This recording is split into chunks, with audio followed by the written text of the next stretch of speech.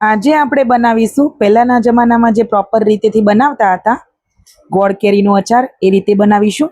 તો એના માટે મેં અહીંયા રાજાપુરી કેરીનો ઉપયોગ કર્યો છે ને બજારમાંથી લાવીને ત્યાં કટ કરાવીને રેડી કરીને લાવ્યા છે અહીંયા અમે.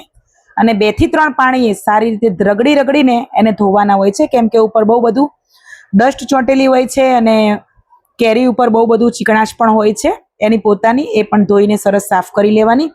2 થી 3 પાણી સરસ ધોઈને સાફ કરીને પાણીને નિતારી લેવાનું છે ને આવી રીતે એકદમ કોરી થાય પછી એમાં 2 થી 3 ચમચી આપણે અહીંયા મીઠું એડ કરીશું ને 2 ચમચી હળદર એડ કરીશું.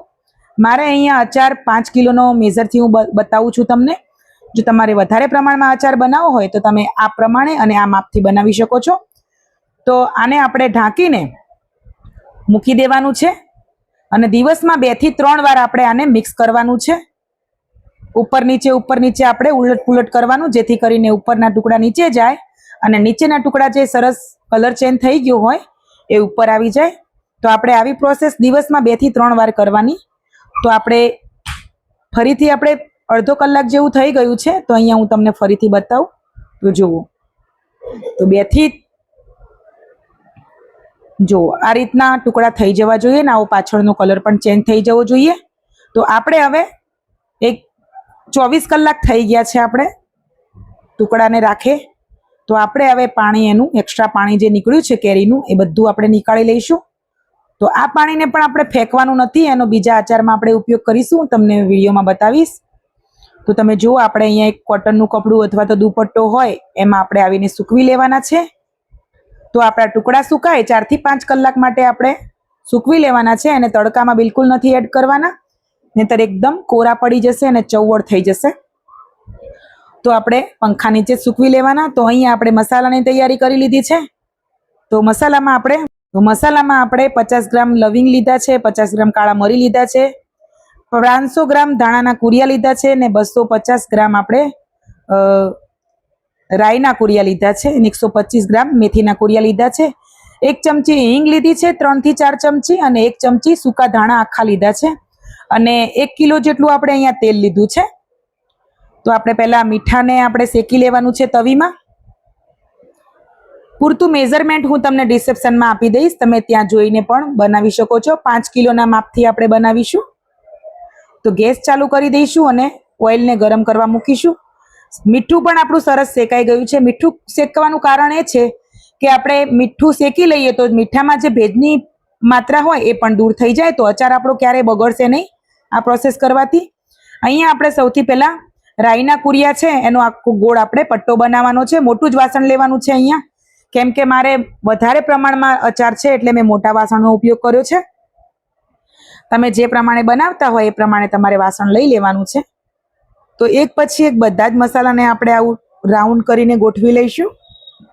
અહીંયા મેં લવિંગ પણ એડ કરી લીધા છે, કાળા મરી પણ એડ કરી લઈશું, અને 1 ચમચી આપણે જે ધાણા લીધા છે એ પણ એડ કરી દઈશું. ધાણા અવશ્ય એડ કરજો, ખૂબ જ સરસ ટેસ્ટ આવે છે. ધાણાના કુરિયા તો આપણે એડ કર્યા છે, પણ આખા ધાણા એડ કરવાથી ટેસ્ટ ખૂબ જ સરસ આવે છે. અહીંયા આપણે હળદર એડ કરી લીધી છે અને હિંગ, મીઠું, બધી જ વસ્તુ આપણે એડ કરી લીધી છે. અહીંયા આપણે ચેક કરીશું. તો આપણું ઓઇલ સરસ ગરમ થઈ ગયું છે. તો ગરમ ઓઇલ આપણે મસાલામાં એડ કરીશું. આવી રીતે ફરતે એડ કરી લેવાનું, જેથી કરીને બધા જ મસાલો સારી રીતે પાકી જાય અને એક સરખી સુગંધ આવી જાય. તો અહીંયા આપણે 5 મિનિટ માટે એને ઢાંકી દઈશું. તો 5 મિનિટ થઈ ગઈ છે.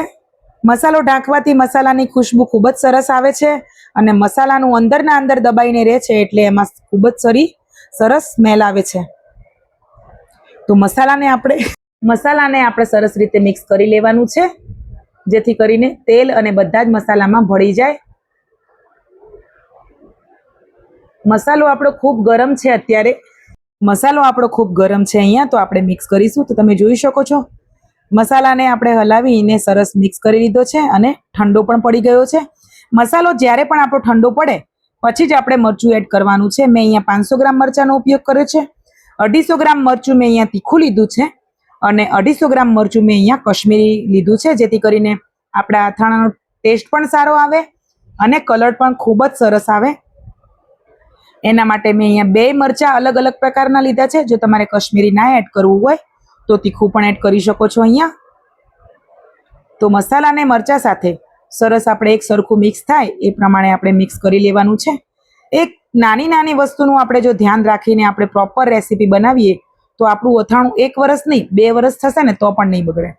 તો સરસ મરચું આપણું એક સરખું મિક્સ થઈ ગયું છે અહીંયા. તો હું અહીંયા ગોળનો ઉપયોગ કરું છું. કોલ્હાપુરી ગોળ આવે છે વ્હાઈટ, એનો ઉપયોગ કરું છું. તમે અહીંયા દેશી ગોળનો પણ ઉપયોગ કરી શકો છો. તો બધા જ ગોળને આપણે સરસ રીતે મિક્સ કરી લેવાનો છે. અહીંયા 5 કિલો કેરીનો અચાર બનાવીએ છીએ અહીંયા, તો 5 કિલો ગોળનો પણ તમે ઉપયોગ કરી શકો છો. અને તમારે જો વધારે પડતું ગળ્યું ને એકદમ રસાવાળું અથાણું ના બનાવવું હોય તો તમે અહીંયા 4 કિલોનો પણ ઉપયોગ કરી શકો છો. મેં અહીંયા 4 કિલો ગોળનો જ ઉપયોગ કર્યો છે. મેં પૂરતો 5 કિલો નથી લીધો. હું વિડીયોમાં તમને આગળ બતાવીશ કે આપણે 4 કિલો ગોળ એડ કર્યો છે તો પણ ટેસ્ટમાં બેસ્ટ એકદમ ચટાકેદાર અથાણું બનીને તૈયાર થાય છે. તો તમે જુઓ બધો જ ગોળ આપણે મિક્સ કરી લીધો છે. તો આપણે 1-2 મિનિટ આને આપણે ઢાંકી દઈશું જેથી કરીને ગોળ સરસ પીગળી જાય. તો આપણે હવે એમાં જે આપણા કેરીના ટુકડા સુકાઈ ગયા હતા એ એડ કરીશું. તો હું વિડીયોમાં તમને બતાવું. આ ટાઈપના ટુકડા થઈ જાય એકદમ કોરા, બિલકુલ ભેજ ના રહેવો જોઈએ, એનું ખાસ ધ્યાન રાખવાનું છે. જ્યારે પણ અચાર કોઈ પણ અચાર આપણે બનાવતા હોઈએ ને, હાથ પણ આપણે એકદમ ધોઈને ક્લીન હોવા જોઈએ. અને આપણે જે અચારના વાસણો છે જેમાં આપણે બનાવવાના છે અને જેમાં આપણે ભરવાના છીએ એ બધી જ વસ્તુ એકદમ ક્લીન હોવી જોઈએ. તો આવા ડ્રાય કટકા થઈ જાય આપણા કેરીના ત્યારે જ આપણે અંદર એડ કરવાના છે. તો આપણે હવે મિક્સ કરી લઈશું આને. મિક્સ કર્યા બાદ આપણે એને 1 થી 2 દિવસ સુધી આ જ વાસણમાં રાખવાનું છે. તો 1 થી 2 દિવસ થઈ ગયા છે. મેં લગાતાર આને મિક્સ કર્યું છે. એક દિવસમાં 2 થી 3 વાર આપણે ગોળ કેરીનું અથાણું હોય એને 2 થી 3 વાર આપણે મિક્સ કરતા રહેવાનું જેથી કરીને સરસ એક સરખું થઈ જાય. તો કેટલો સરસ કલર આવ્યો છે, ટેસ્ટમાં પણ બેસ્ટ છે. મેં ચેક કર્યું છે. તો ખૂબ જ મસ્ત મજાનું અથાણું આવી રીતે આપણે બનાવીએ ને તો બનીને રેડી થાય છે. તો તમે જુઓ કલર કેટલો સરસ આવ્યો છે, એની લચક પણ કેટલી સરસ છે. જો હું તમને નજીકથી વિડીયોમાં બતાવીશ કે એકદમ રસાદાર તૈયાર થયું છે. આપણે 4 કિલોનો જ ગોળનો ઉપયોગ કર્યો છે. અહીંયા આપણે પૂરતો 5 કિલો ગોળ પણ એડ નથી કર્યો તો પણ પરફેક્ટ બન્યું છે. અને આ અથાણું મારા ઓર્ડરનું છે, મારા બનાવડાવ્યું હતું. તો મેં વધારે જ માત્રામાં બનાવ્યું છે તો મારે અહીંયા એમને માપ કરીને આપવાનું છે. તો હું અહીંયા કાચની બરણીમાં પરફેક્ટ મેજર સાથે માપ કરી રહી છું. આ રીતે અહીંયા મેં નાની બરણીમાં 3 કિલો ભર્યું છે અને મોટી બરણીમાં 4 કિલો. છતાં પણ આપણે હજી 2 થી 2.5 કિલો આપણા વાસણમાં પડ્યું છે. આપણે બીજી બરણીમાં ભરી લઈશું. એ આપણે ઘરે ખાવા માટે રાખીશું અને 2 બરણી છે એ આપણે આપવાની છે. તો ફ્રેન્ડ્સ, વિડીયો પસંદ આવ્યો હોય તો વિડીયોને લાઈક કરજો. જો ચેનલ ઉપર તમે નવા હોય તો મારી ચેનલને ચોક્કસથી સબસ્ક્રાઈબ કરજો. આવી નવી નવી રેસીપી જોવા માટે મારી સાથે બન્યા રહેજો. મળીશું એક નવી રેસીપી સાથે નેક્સ્ટ વિડીયોમાં.